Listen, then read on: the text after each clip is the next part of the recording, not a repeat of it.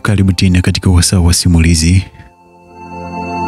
Simulizi yetu inakwenda kwa One Special For Me. Na hiki ni kipande cha pili. Kama ni mara yako ya kwanza, hakikisha unaanza kipande cha kwanza, One Special For Me. Ni simulizi nzuri, lakini nakuomba ukae nami mwanzo mwisho. Usisahau kulike na kutoa maoni yako, kwani na kumwangalia alinigusa huku nikiwa nimekunja sura yangu kwa hasira. Habari yako? Alisalimia yule kaka. Salama. Akasema, samahani, nimeagizwa na Danzeri. Kabla hajamaliza kuongea nikawa nimesha mtambua. Alikuwa ni yule dereva aliyetuleta hosteli. Oh, nilitamani kumrudishia kijibu lake, lakini sikujua wapi kwa kumpata. Hata namba zake za simu sikuwa nazo. Ngoja niende nikuchukulie. Basi nilitaka kuondoka, yule kaka akanizuia. Hapana, sikuagizwa koti, amenituma nikupe huu mzigo.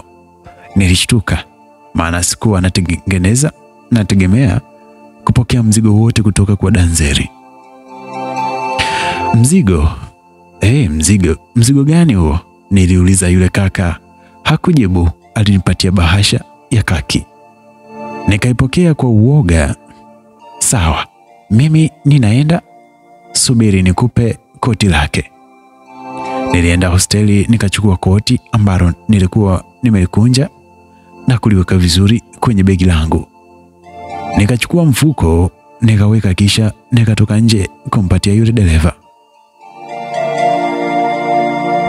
Nikamwambia, ukifika msalimie, pia mwambie asante kwa msaada wako alionipa. Sawa. Yule dereva aliondoka na mimi nikaenda hosteli, maana nilikuwa na shauku kubwa ya kujua ile bahasha ilikuwa na nini. Basi niliingia chumbani nikakaa kitandani kwangu, kisha nikafungua ile bahasha. Nilishtuka baada ya kuona noti zikiwa mpya zimepangwa vizuri. Hizi pesa zote za nini? Kwani amenipa? Nilitoa pesa zote ili ni hesabu. Nikaona karatasi, nilichukua ile karatasi nikaifungua. Ndani kulikuwa na maandishi yaliyoandikwa, habari yako Emi, bila shaka wewe ni mzima wa afya tele. Hizi pesa nimelipa deni ile ya pesa ya matibabu ulionipatia hospitalini kwa ajili ya matibabu yangu. Nashukuru sana kwa msaada wako, hakika sitawahi kuja kusahau wema wako. Basi Danzeri alikuwa ameandika hayo. Baada ya kusoma ule ujumbe, nilishusha pumzi ndefu. Sasa ina maana gani kukurudishia wakati nikikwambia kuwa sitaki kulipwa na pesa zozote zile? Pesa alizonipa ni nyingi sana. Mbona unaongea mwenyewe? Na ni pesa gani unazoongelea? Aliuliza Namia huku akija kukaa karibu yangu.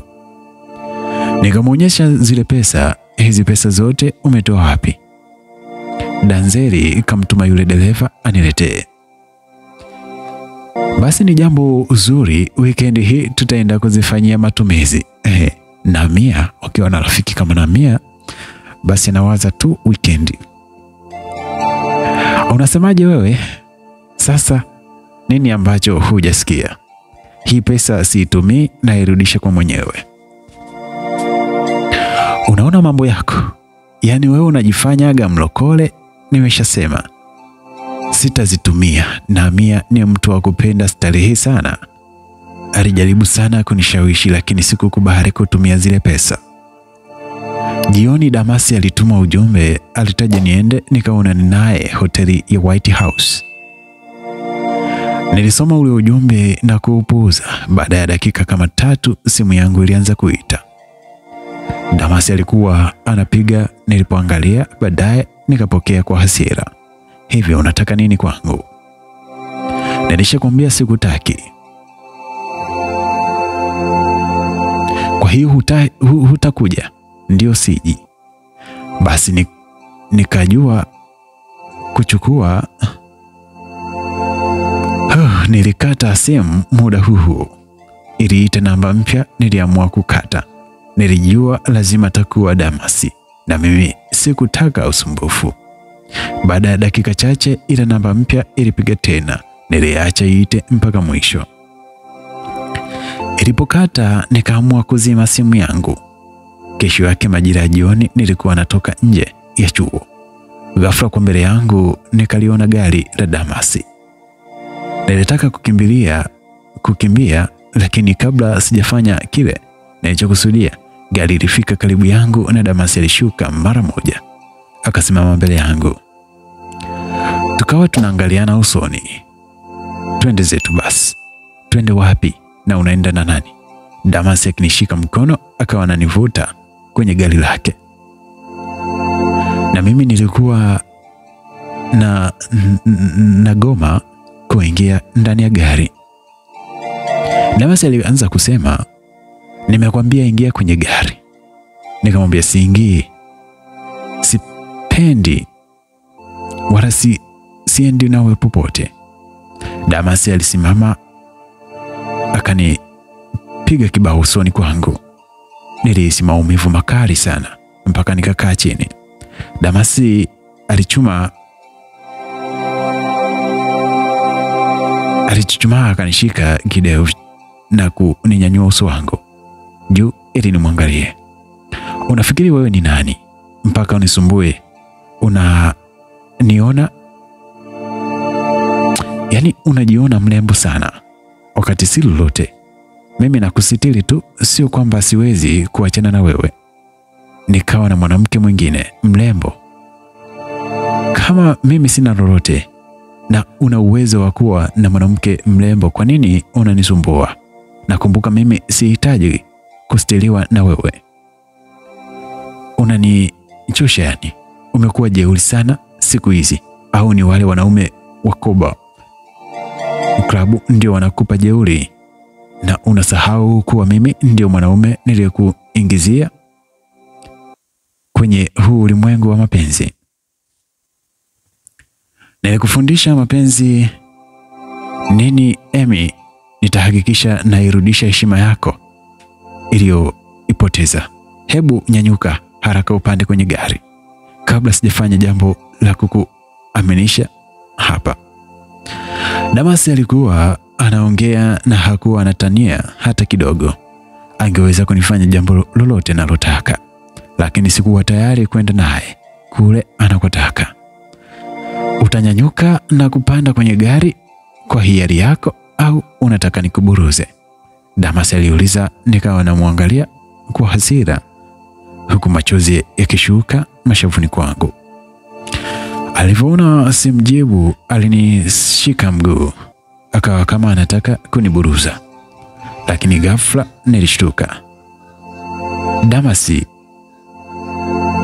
yupo chini. Nilinyanyuka uso na kumwangalia aliyempiga Damasi mpaka kaanguka vile kama gunia la mahindi. Hakukuwa mwingine, alikuwa Danzeli. Bana, huu ulikuwa unamwangalia kwa hasira. Damasi alijaribu kuninyanyua kutoka pale chini huku akishuka kiuno chake na kutoa sauti ya kulalamika kwa maumivu. Danzeli alisogea karibu yake akasema, hivi wewe ni nani mpaka umtese huyu binti wa watu? Kama hakutaki, kwa nini usimwache? Hili hakikisha, na kama unamtaka tambua hautompata, huyu ni mwanamke wangu. Danzeli alinigeukia kisha akauliza, Emi, upo tayari kuendelea mahusiano na huyu mwanaume? Bana, kumbuka hii ni One Special for Me na hii ni Vam TV Online. Subscribe, like, toa maoni yako. Basi kabla sijajibu, Damasi alinyanyuka haraka kutoka pale chini alipokuwa kaka. Akauliza, wewe ni nani? Kama nani mpaka unauliza upuuzi kama huo? Danzeli alimwangalia kisha akanigeukia mimi ili kusikia jibu la swali aliloniuliza. Damasi, kaa mbali na mimi. Nilijibu hivyo alafu nikawa naondoka nikasikia Danzeli namwambia, umesikia? Kasema hataki ukaribu wako kwake. Kwa hiyo kaa mbali naye. Na ukija kumuumiza tena sitakuacha salama. Acha kunitisha, naweza kufanya chochote kwa Emi na hakuna wa kunizuia. Kama hii nchi ni ya baba yako, basi fanya, na kama unalinga hivyo vijisenti vyako vya kubadilisha mboga, basi muumize tena Emi, na mimi nitashughulika vizuri na wewe, alisema Danzeli, kisha akawa anakuja ninakoelekea. Damas alipaza sauti akasema, nimekuelewa kaka, ila mwisho wa siku ushindi utakuwa kwangu, na Emi siku zote yupo upande wangu. Danzeli hakumjibu, alienda kutembea kwa haraka mpaka akanifikia. Tukawa tunatembea tukiongozana naye. Machozi yalikuwa yananitoka. Danzeli alitoa kitambaa kwenye mfuko wake wa suruali akanipatia. Nilipokuwa nalia, nilichukua kile kitambaa nikajikufuta machozi. Pole unachopitia, kama utahitaji msaada wangu nipo tayari kukusaidia. Sawa, asante. Haupo sawa, tunaweza kwenda sehemu gani? Popote unapoona panaweza kupunguza mawazo. Natamani kwenda pembezoni mwa bahari nikaangalie maji, hunifanya nijisikie vizuri. Danzeli aliniangalia akatabasamu. Sawa, twende. Nilitaka tugeuze turudi alipoacha gari, lakini Danzeli alisimama akapiga simu kwa dereva wake. Baada ya dakika chache gari ilifika. Danzeli alinifungulia mlango wa mbele. Nikapanda, alafu yeye akazunguka upande wa dereva. Unaweza kwenda, nitakutafuta baadaye endapo nitakuhitaji. Lakini boss, fanya kama nilivyokuambia. Sawa. Yule dereva alishuka na Danzeli alipanda kwenye gari. Safari kuelekea ufukweni ikaanza. Alifungulia mziki laini ambao alikuwa akifuatisha kuimba. Kila mara niligeuka kumwangalia huku nikiwa na tabasamu. Aliponiona alizima redio alafu akasema, bana hivi wacha niache tu. Sisi ambao hatujui kuimba wala kufuatisha mziki, mnatuonaje wanawake? Wala hatuna hata magari. Sisi basi haina shida. Lakini okay, niendelee. Mbona unatabasamu? Sauti yangu mbaya? Hapana, unajua kuimba. Sauti yako ni nzuri. Acha kunipanga. Huo ndio ukweli, unaimba vizuri, nimependa. Danzeli alicheka akasema, sawa bwana, ila kama unanidanganya kwa sasa, ipo siku utaniambia ukweli. Hatimaye tulifika ufukweni. Danzeli akaniuliza, unaendelea kinywaji gani? Nikamwambia chochote. Manaja anasema usimpatie, yani mtu ambaye anataka kinywaji chochote, huyo si mtu sahihi kwako. Aya bana, chochote. Tangia nimezaliwa sijawahi kusikia kinywaji kinachoitwa hivyo. Au kutakuwa na nini jina lingine ambalo mimi itakuwa rahisi kukifahamu? Nilimwangalia Danzeli nikaanza kucheka. Sikujua kama ni mtu mwenye matani vile. Basi unaweza kunichagulia, unanipa mtihani mgumu, Danzeli alisema. Basi nitakunywa utakachokunywa wewe. Utakiweza? Wewe uweze una nini na mimi nishindwe kwa nini? Danzeli alicheka na kufanya aonekane na mvuto zaidi. Da, umeniweza. Sawa, mimi huwa napenda sana kunywa maji ya dafu. Kumbe tupo pamoja. Pia mimi napenda. Jamani. Kumbe tunapendana, basi twende. Danzeli akanishika mkono, tukaenda kununua mdafu. Baada ya kuhudumiwa, kila mmoja alishika dafu lake, tukaelekea pembezoni mwa bahari, huku tukiwa tunakanyaga maji yaliyokuwa yanakuja ukingoni. Tulitembea hatua ndogo ndogo. Danzeli akawa anakunywa dafu lake kwa kutumia mrija. Nikawa namwangalia kwa kuibia. Nilipoona nageuka kwangu, niligeuza shingo yangu haraka na kuangalia maji. Vipi? Unajisikiaje sasa? Nipo sawa. Nafurahi kusikia hivyo. Tuliendelea kutembea huku tukinywa maji. Yale madafu ikiendelea kutawala, ndipo nikamuona kuvunja ukimya. Kwa nini unirudishie pesa? Sikukurudishia, bali nimekupa kwa ajili ya matumizi yako madogo madogo. So, unajua wewe ni mwanafunzi. Sawa, lakini haikuwa haja. Emi, mimi na wewe tumeshakuwa marafiki wakubwa wa kusaidiana. Hivyo naomba usinizuie kufanya kile ambacho nahisi itakufurahisha. Naomba uchukulie zile pesa ni kama zawadi kutoka kwa rafiki yako. Oh, sawa, asante kwa zawadi.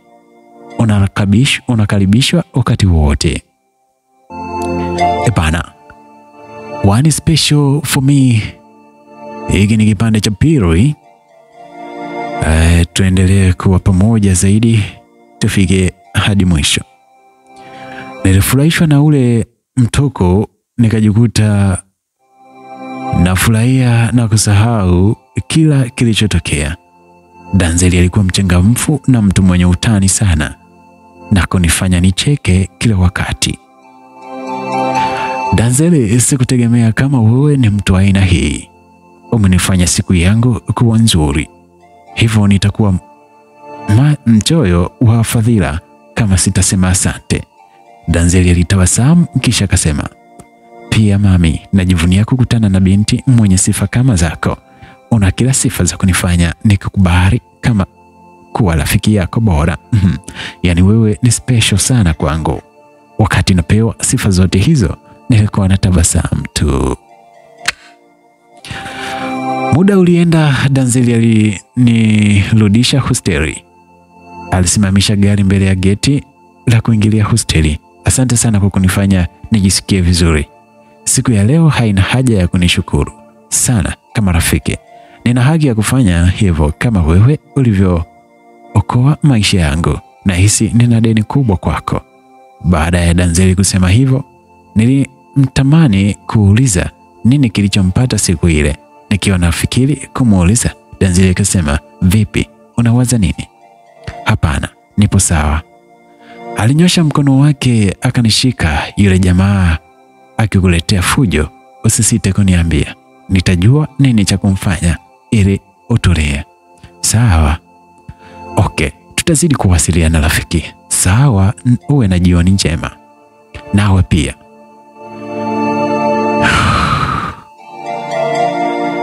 Nishuka kwenye gari, nikaingia ndani ya jengo la hosteli. Siku zilizidi kwenda, tukawa tunawasiliana mara kwa mara. Kuna wakati Danzeli aliniomba tutoke pamoja nyakati za jioni. Pia tulienda klabu usiku. Kwa kweli nilifurahi sana kampani yake. Nilikuwa nafurahi siku zote. Siku moja tulikuwa klabu, nikakutana na Damasi, lakini hakunisogelea wala kunisemesha. Alikuwa ananikazia macho na mimi nilimwangalia. Danzeli alinishika mabegani, alafu akaniambia twende zetu. Tuliondoka tukaenda sehemu ya kucheza kamari. Nilisimama pembeni yake muda wote. Danzeli alitoa kiasi cha pesa kisha akaingia kucheza. Kabla hajaanza aliniambia, nipe baraka zako rafiki. Niliachiwa tabasamu nikasema, nakutakia kila heri. Alianza kucheza huku tukiwa tunaangalia. Baada ya muda kusogea, nilibanwa na haja ndogo, nikaondoka kwenda chooni. Basi niliingia chooni nikajisaidia. Wakati navaa nguo vizuri, mlango ulifunguliwa kwa nguvu. Nilishtuka. Nilimuona sura ya mwanaume nisiyemjua tena akiwa ananiangalia kwa hasira. Kasimama mbele yangu. Simulizi One Special for Me. Hii ni Vam TV. Subscribe Nikiwa bado namshangaa, yule mwanaume alinishika mkono. Umefuata nini chooni kwa wanawake? Yule mwanaume hakunijibu. Alishika mkono wangu kwa nguvu na kutaka kunivuta nje. Ghafla alitokea Danzeli na kumpiga kichwani. Yule mwanaume alianguka. Danzeli alinishika mkono. Tukaondoka haraka ile sehemu. Tulipokaribia kufika sehemu ya maegesho ya magari, tuliona kuna watu wamesimama karibu na gari la Danzeli. Alisimama akasema, pumbavu, kuna nini Danzeli? Niliuliza kwa hofu. Usijali. Na sijali wakati nahisi kama kuna hatari. Kabla sijamaliza kuongea, nilishtuka Danzeli ananikumbatia na kuanza kunibusu mdomoni. Nilibaki nimeganda kama sanamu. Maana ilikuwa ni ghafla sana na sikutegemea kama Danzeli angeweza kufanya vile. Baada ya sekunde chache, Danzeli aliniacha akanishika mkono. Tukaingia klabu. Ndani tulienda kujificha kwenye chumba kimoja. Danzeli alikuwa na hangaika na simu yake akipiga sehemu. Hello Mike, hebu njoo hapa klabu. Hali si shwari. Dami yupo hapo na watu wake. Sawa, tutakuwa hapo baada ya dakika chache. Sawa, kuweni makini. Sawa. Baada ya kukata simu, Danzeli alinisogelea nilipo akaniambia, Emi, samahani kwa kile kilichotokea. Niligusa mwili wako na kukubusu bila ridhaa yako. Sikuwa na jinsi, ile ndio ilikuwa njia ya kukwepa mavitu. Kabla hamjamaliza kuongea, simu yake iliita. Ilibidi akatisha maongezi. Akapokea simu. Alipokea akawa anasikiliza upande wa pili alivyokuwa anaongea. Danzeli, omba Mungu nisikukamate na huyo mwanamke wako. Nitaanza kumtesa na kumuua mbele ya macho yako. Alafu na wewe na kumaliza kama ulishindwa kufa kipindi kile. Safari hii nitahakikisha napasua kifua chako na kuutoa moyo wako. Maneno aliyoongea yule mtu niliyasikia. Yalinishtua sana na kusababisha nimtolee macho Danzeli. Danzeli alijua nina hofu kuwa sana. Alinishika begani alafu akamjibu yule mtu, Dame, ukitaka kujua hasira zangu, basi jaribu kufanya ujinga wa kutaka kumzuru huyu mwanamke unayemuongelea. Ha. Unaogopa Najua kwa sasa upo naye, ila nitamkata. Yeye ndio chambo atanifanya nikupate kwa urahisi. Danzeli alikata simu na alisogea karibu yake nikamkumbatia. Danzeli, naogopa. Kwani wanataka kutuua? Danzeli alinikumbatia vizuri. Kama hakuna kibaya kitakachokukuta, hakuna ambaye atakuumiza. Nitahakikisha na kulinda na utakuwa salama. Vipi kama wewe wakikuumiza wewe? Naogopa ujue. Hakuna wakufanya hivyo, usiogope. Mara simu ya Danzeli ikaita tena na kunifanya nishtuke. Danzeli alipokea simu. Mike, mko wapi? Tumefika, tupo geti la nyuma. Sawa, sisi tupo huku juu. Ongea na mhudumu mtutoe hapa na kuweni makini. Dame na watu wake wasije wakawaona. Sawa. Alipokata simu, Danzeli aligeuka kuniangalia. Wakati huo jasho linanitoka kama nimemwagiwa maji. Usijali, tutatoka sasa hivi. Baada ya dakika kadhaa, mlango uligongwa. Danzeli alisogea mlangoni huku akinyata. Alichungulia kisha akafungua mlango. Vipi, upo salama? Mike alimuuliza. Ndio. Emi, njoo. Nilinyanyuka haraka nikasogea mlangoni. Danzeli alinishika mkono. Tukatoka kupitia mlango wa siri. Hatimaye tukatoka nje lile jengo, tukapanda kwenye gari waliokuja nalo Mike. Tukaondoka na kuacha ile gari tuliyokuja nayo. Tulienda moja kwa moja kwenye nyumba moja kubwa na mzuri. Danzeli alishuka na mimi nikashuka. Tukaingia ndani. Alinipeleka kwenye chumba kimoja kikubwa na kizuri kilichokuwa na kitanda kikubwa cha kuvutia. Emi, naomba usiku wa leo ulale hapa. Kwa kuwa nilikuwa na matatizo na ile sehemu ilikuwa salama kwangu, sikuwa na budi kukubali. Sawa, jisikie upo nyumbani na wewe na uwe na amani. Sawa. Danzeli alitoka, nikaendelea kufunga mlango, alafu nikaenda kujilaza kitandani. Sikupata usingizi mapema. Nilikuwa najiuliza, kwa nini Danzeli anawindwa? Amefanya kosa gani mpaka awindwe hivyo? Je, hao watu ndio wale waliotaka kumuua kipindi kile? Niliwaza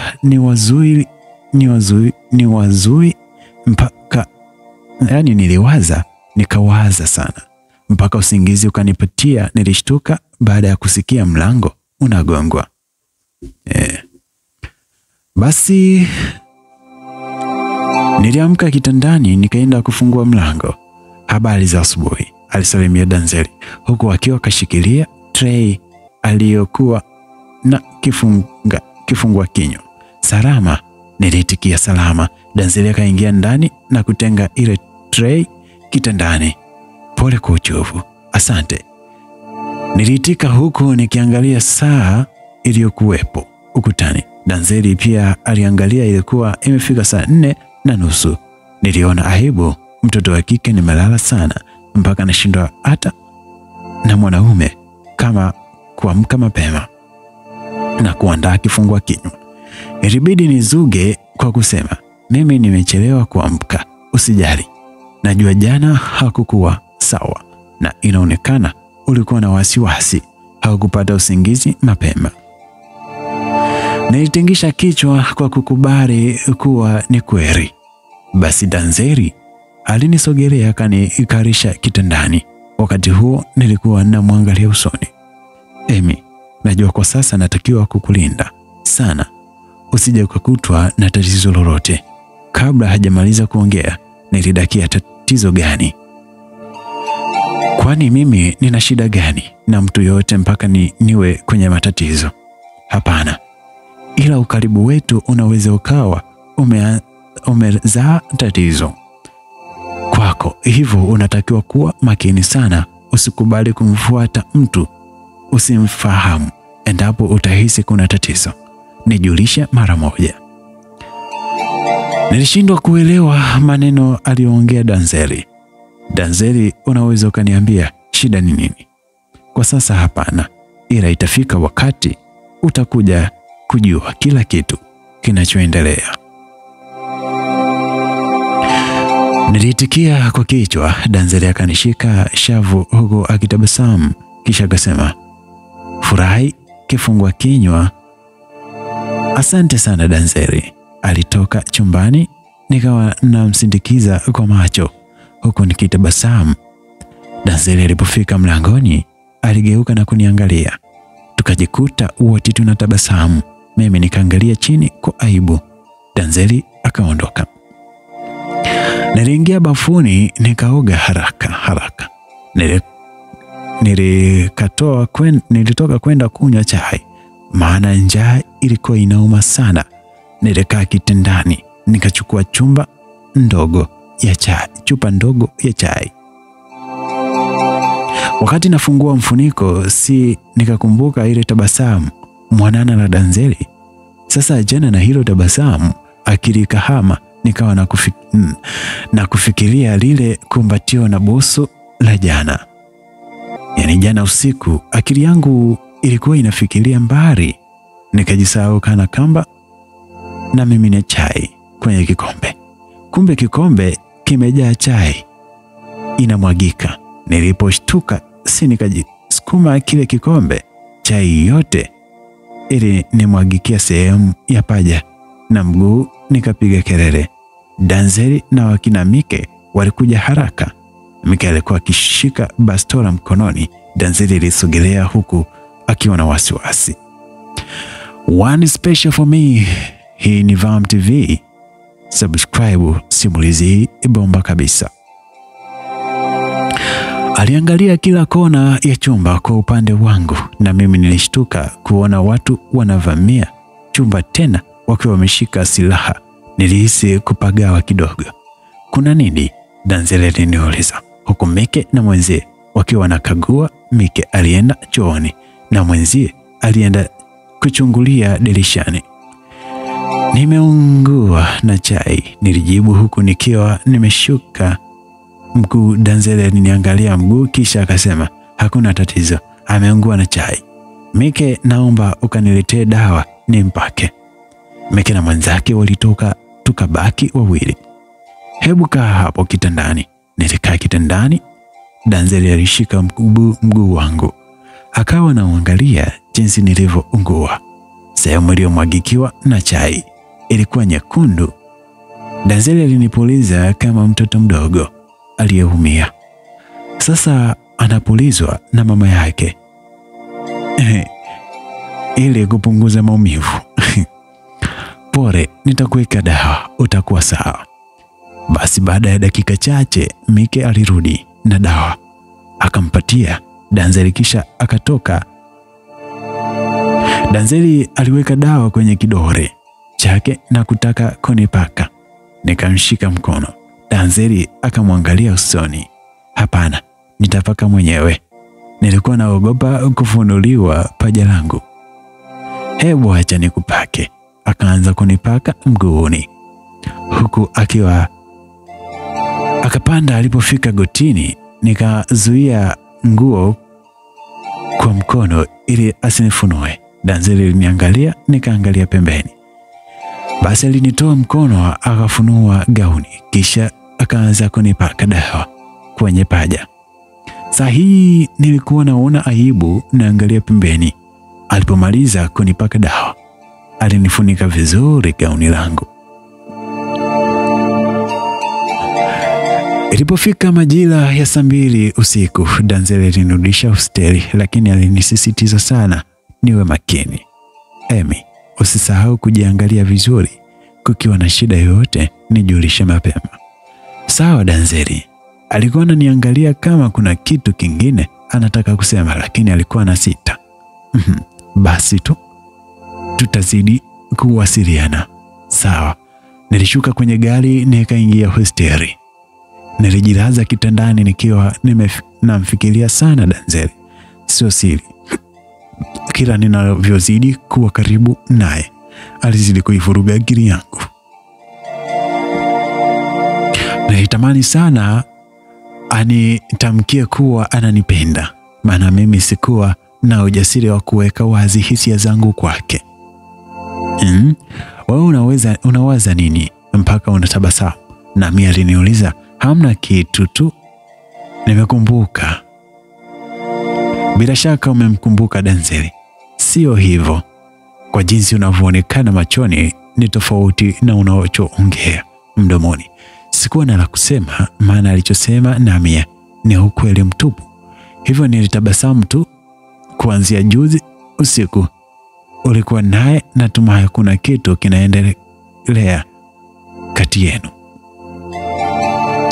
Kila siku kuwa unafikiria ujinga. Hakuna chochote kilichoendelea kati yetu. Tukiwa tunaendelea kuongea, simu yangu iliingia ujumbe uliotumwa. Alikuwa ni Danzeli. Vipi, umelala? Nilisoma nikiwa anatabasamu, na Mia akaniuliza, ni Danzeli? Nikasema ndio. Nilijua tu, maana sio kwa hilo tabasamu. Ngoja nikuache uchati naye baadaye.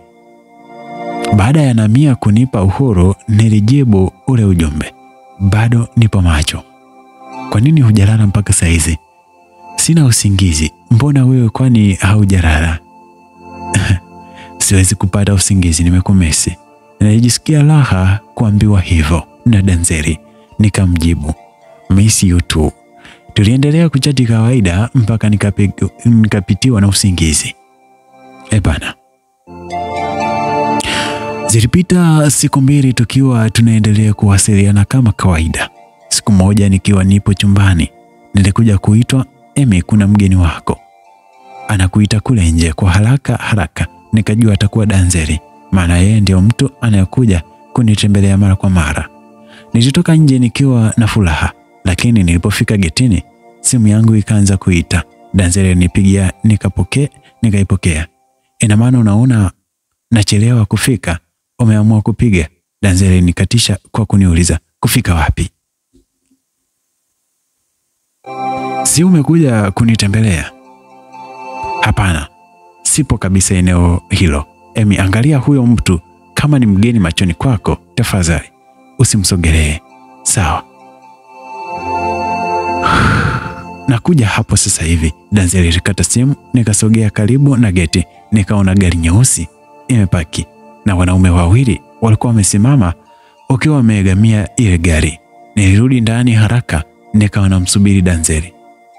Niliingiwa na hofu, nikakumbuka siku ile tulipokuwa tunatafutwa na wale watu kule klabu, na kuna aliyemtambua Danzeli akanipata atanitesa. Aliyemtambia na kuniua mbele yake ili kumuumiza. Baada ya dakika 20 Danzeli alinipigia simu akaniambia amefika, nitoke nje. Nilipotoka nikamkuta Danzeli amesimama getini na mlinzi. Tulisogea pembeni tukaanza kuongea. Umewakuta? Ndio, waliponiona waliondoka. Hii imeshakuwa tatizo, wanakufuatilia. Ni wale watu wa siku ile klabu? Ndio. Sasa nitafanyaje? Usijali, tunaweza tukaondoka pamoja tukaongea zaidi. Sawa, nipe dakika moja. Niliingia ndani nikabadili nguo kisha nikatoka, tukaondoka tukaenda nyumbani kwake. Tulifika sebuleni, nikakaribishwa kinywaji. Nikawa na kunywa taratibu nikiwa nasubiri Danzeli aongee, lakini ndio kwanza alikuwa busy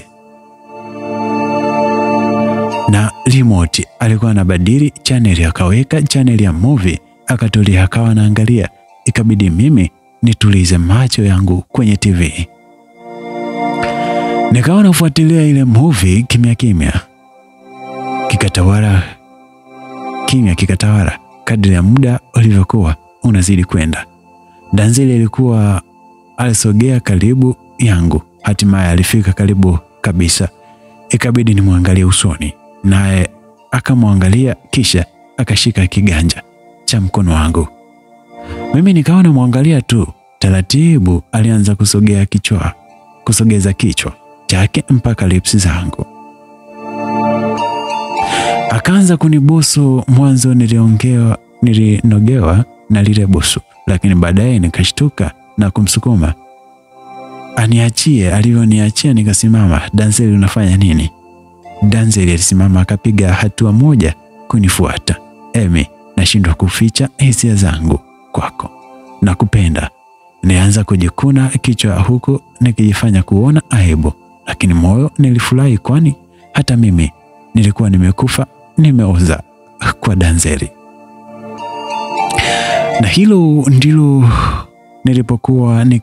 nililokuwa naongojea siku zote. Danzeli alizidi kunibembeleza. Tafadhali Emi, naomba unipe nafasi nikuzirishie upendo wangu kwako. Sikuwa na jibu la kumpa, ila kwa jicho nilikuwa namwangalia na tabasamu. Kwa mbali, kwa mtu mwelewa, alikuwa kashajua jibu. Danzeli alimuelewa, akasogea karibu yangu zaidi, akazungusha mikono yake kiunoni. Tukaanza kukisi. Kila mtu alionyesha ushirikiano wa hali ya juu. Baada ya hapo, Danzeli alinibeba na kunipeleka chumbani kwake, akanilaza kitandani. Kuna nini kiliendelea huko? Hii ni ET1 special for me. Hii ni Vam TV.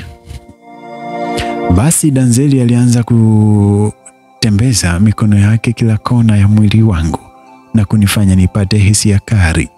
Nikaanza kuchangamka na mimi nikaonyesha ushirikiano. Hatimaye tulizama kwenye huba zito.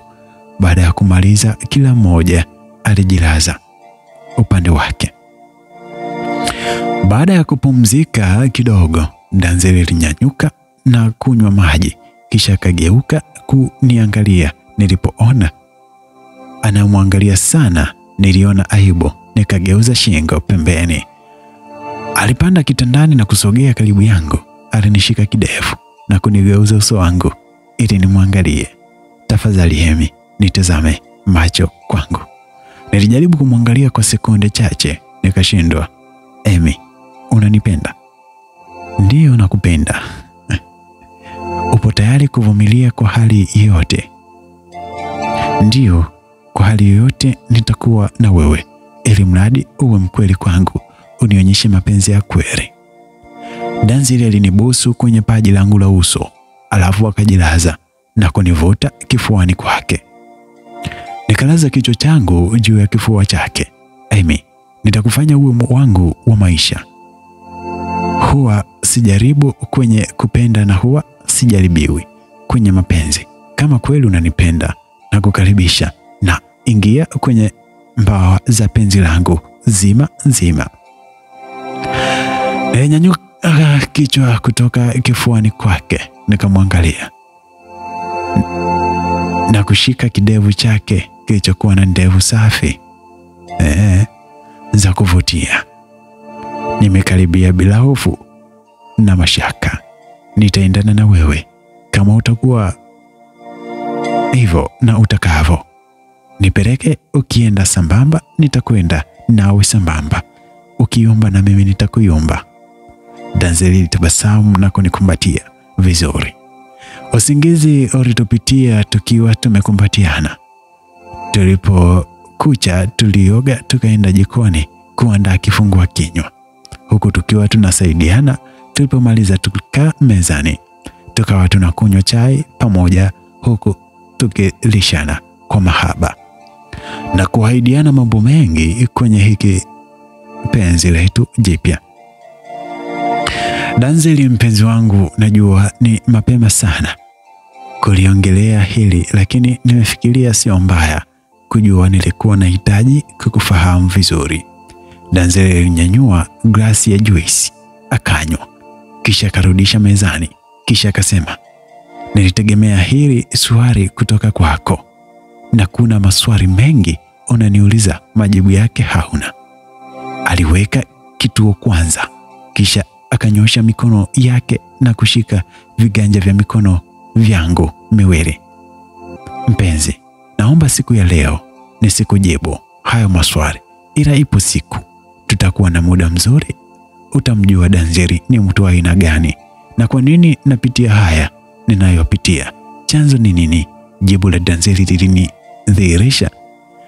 Nikaridhia kufanya subira.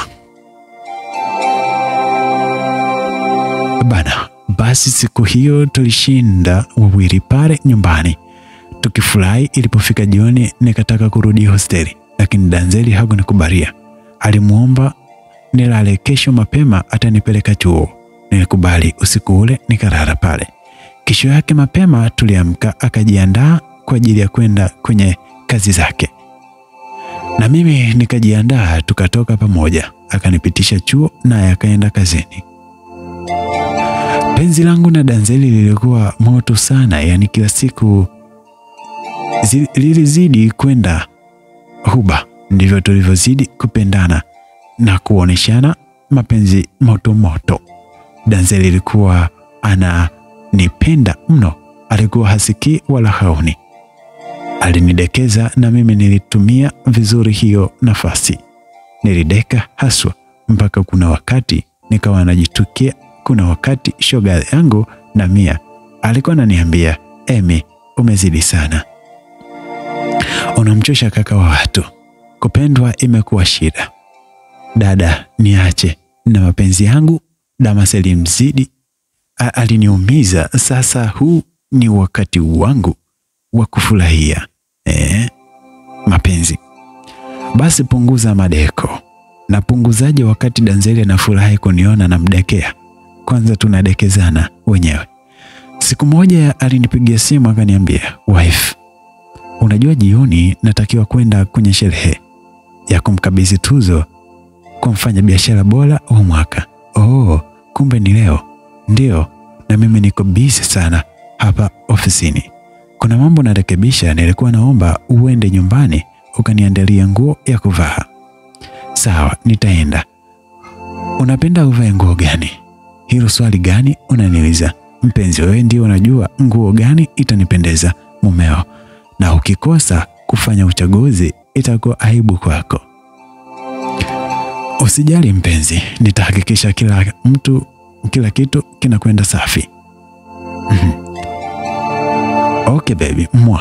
Baada ya kukata simu nilitoka chuo nikachukua taxi nikaenda mpaka kwa Danzeli. Niliingia chumbani nikafungua kabati la nguo. Nilikuta nguo nyingi sana, tena za gharama. Sikujua hata nichague nguo ipi. Nilitumia karibia dakika 40 kuchagua nguo. Nilichagua suti moja nzuri ya gharama ya rangi ya ugoro na shati jeupe. Kisha nikaenda kwenye viatu. Nikaandaa kiatu kizuri, halafu nikaenda jikoni nikaandaa chakula. Nilipomaliza nilikaa kuwasubiri. Walipokuja niliwaandalia chakula wakala. Walipomaliza Danzeli alienda kuoga. Alipotoka nilimsaidia kujiandaa kushare. Ukweli alipendeza mno mpaka nikawa naona wivu nisije kwenda kuibiwa.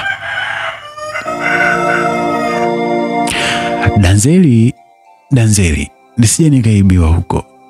Mpenzi, hakuna wa kuweza kuteka moyo wangu. Mimi kwako ni mateka, sina kwingine kwa kwenda. Endelea kunidanganya. Sikudanganyi. Kama ulikuwa hujui, basi leo nakwambia kwenye maisha yangu sikuwahi kupata mwanamke mrembo anayekuwa kupenda, kuthamini na kujali kama wewe. Kwa muda nilipokuwa na wewe nimekuwa mtu mwingine kabisa. Nimetuliza akili na kila kitu kwangu kinaenda sawa. Wewe ni mtu special ani kwangu. Najivunia kupata mtu kama wewe. Hapo sasa Emi, asante mpenzi. Pia na mimi najivunia kuwa na wewe mpenzi wangu. Danzeli aliangalia saa yake ya mkononi kisha akanibusu shavuni. Baby, muda unaenda, acha tuwai.